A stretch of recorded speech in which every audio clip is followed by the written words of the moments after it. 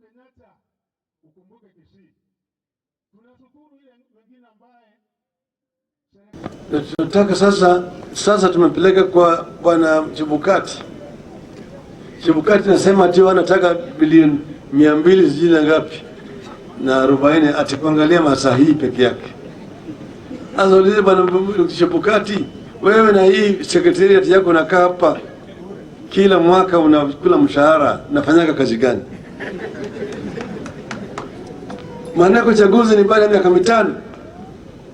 Hii halmashauri iko pale wanakula mshahara kila mwezi pesa mingi zaidi. Wamepatia hao sahihi milioni 1 kwenda tu kuangalia kama hii sahihi ni sawa sawa. Nasema nataka 240 million shillings. Sio ni upuzi. Sio ni upuzi. Kama hataki kufanya kazi waende nyumbani ama sivyo? Waende wasiende? Waende wasiende? Waende baba.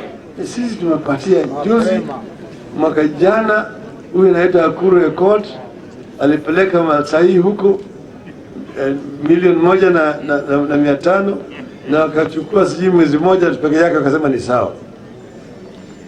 Sasa hata ngawa sisi tumepatia milioni 4, sio lazima waangalie hizo milioni 4 yote. Wanaangalia tu ikifika milioni 1 imekwisha, wengine wanatakiwa kwa sheria.